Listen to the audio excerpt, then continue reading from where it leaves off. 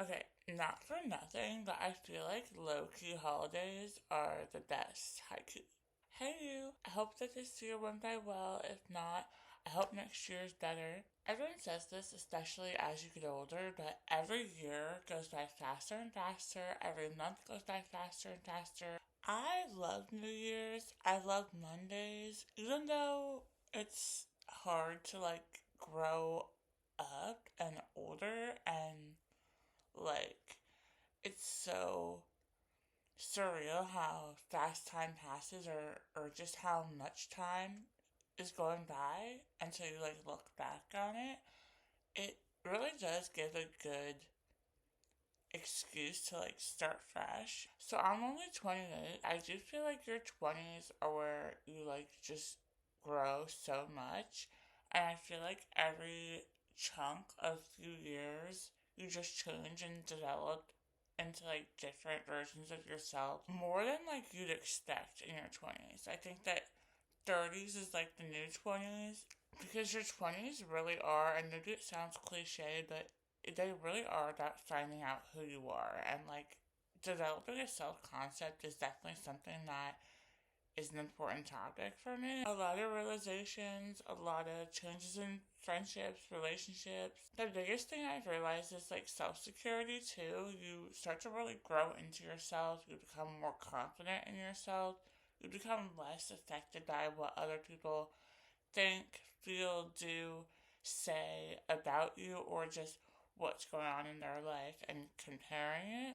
It's also why I'm not as afraid to enter my 30s as I was in the past because it's just so much more refreshing to me to develop even further in my self security, know who I am, and go for things and not let other people's validation or lack of or beliefs about me or projections of me affect how I feel, my self-esteem, and might ultimately affect my behavior. I think that that's something that I had always struggled with, especially as a teenager and growing up in those formative years. I say all that to say that there's some sort of adolescence period, and especially your early to mid 20s, where you're still experiencing FOMO if you can't go out or your plans get canceled or something. There's so many expectations that we might put on ourselves, especially during the holidays,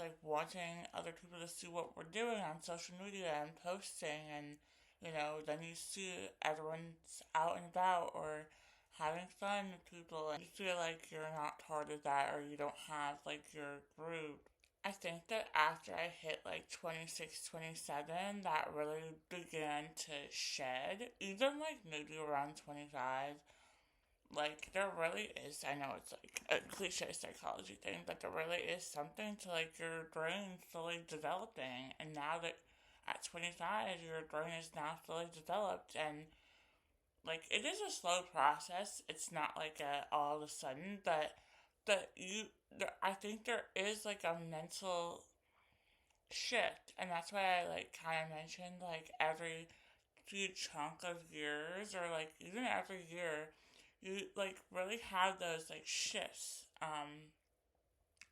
different feelings about yourself or how you're behaving, how you're interacting with others. You just start to think differently. It's a maturity thing. At this point, being 28 years old, I really my body's also changing. I'm tired. If you are spending the holidays alone, it's also really easy for us, our self critic, to tell ourselves we don't have friends or we're not important, or I don't know. Sometimes we have these insecurities that are easy to access when things like that happen, or we don't have plans.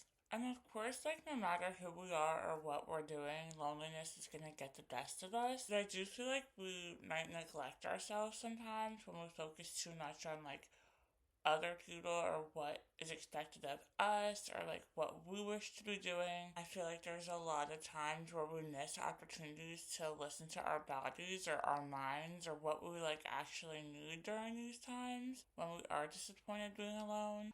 What's the next best thing I could do for myself? What's plan B or C?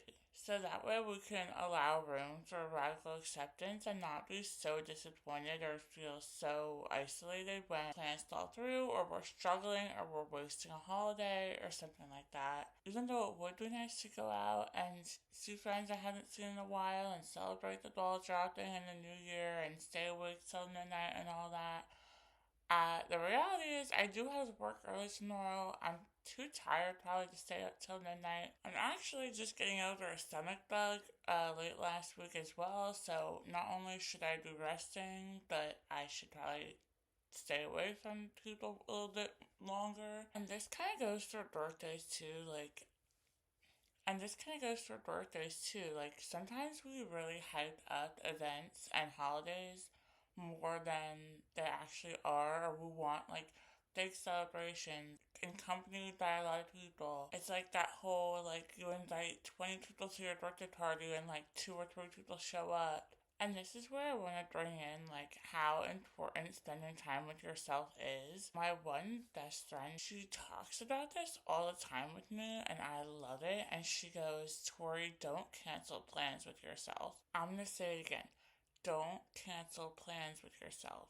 This is something that I felt so freed and like released when I heard it. So when she first said that and then up until now, I really make a strong effort to like hang out with myself.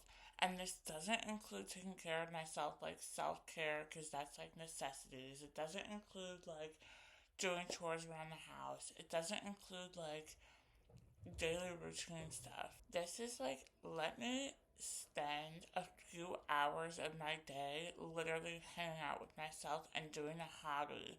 Taking myself out to lunch or going to the park or reading a good book and having my cat sit next to me. It doesn't have to be like grand or like nothing crazy. It just instills in you like that you're important to yourself. And we don't realize that these little behaviors can really instill that self security that I was just talking about. It also really strengthens the mind body connection, which I'll always be talking about on here, because it's easy for us to lose that. It's easy for us to not get cues from our body to our mind that we're stressed. We need this. We want this. And differentiate those things. So if generally you're somebody who it's hard to be alone with your thoughts, you don't really have a good self esteem, you don't really have good self talk, these are definitely skills that are gonna enrich your life and change your life. I know that the statement being your own best friend might sound like a cliche, but it truly is the key to self love and self acceptance and growth and developing a better self talk. The rest is gonna follow. Your idea and your beliefs about yourself, your self concept. Who am I? Who am I really? And what does that mean? Like, I feel like that's such a broad question. Like, even if someone were to ask me, I'd be like, I would have to think about it for a very long time because it's just such a broad question. Another thing that's hard during the holidays or just in general or when we do get breaks from work or like the tedious schedule of life is allowing ourselves the chance to rest. So even though yes, I just had a long work week. I want to at least have some fun and see my friends, schedule time with my family, go out to that new restaurant. I feel like even things like this is also where listening to your body comes into play as well. The truth is that rest is productive. I'm going to say that again. Rest is productive. And my therapist told me that. And I just also spoke about this with the same best friend I just mentioned. It's so easy to feel guilty or feel unproductive when we're like not doing anything or when we're not checking ticks off of our to-do list. It's a struggle, but it's a mantra that I always have to repeat to myself. Rest is productive, especially when you're sick, because I just got over the sickness. Like, and you don't need an excuse. Like, if you're tired, listen to your body. And that's also something that's a practice. Like, these things are all going to be practices. You might feel like you mastered it for some months, and then it's going to slip, and then it's going to be like, oh, I have to keep practicing. And it's going to get easier the more you do it. And, like life ebbs and flows, that's how it is. But it's such a good skill. The last thing I want to touch on is if you're grieving this year or if holidays are specifically really hard or really triggering for you because of your grief journey and dealing with whatever you're dealing with. I want to send love and light to you. I want to pray for you. I'll be sending my thoughts your way. Anyone going through any type of grieving journey, whatever that looks like, it's around these times, especially like entering a new year, it can be very challenging. It could feel very lonely. It could feel like even more so emotionally driven. So I want to encourage you to allow any emotions that come, anger, sadness, any emotions that come up for you that are genuine for you. I want you to allow yourself to feel it because it's honoring you. And I always say you have to feel it to heal it, which is true. And it's like so difficult. That's why everyone avoids their feelings and to feel them. But that's why it's so important to do so. So I just want to take a moment to send all my love to those people that are grieving this year. I wish everyone blessings in 2025. I can't believe it's 2025 almost. That is something. Thank you so much for watching. Take care of yourselves, and I'll see you in my next video.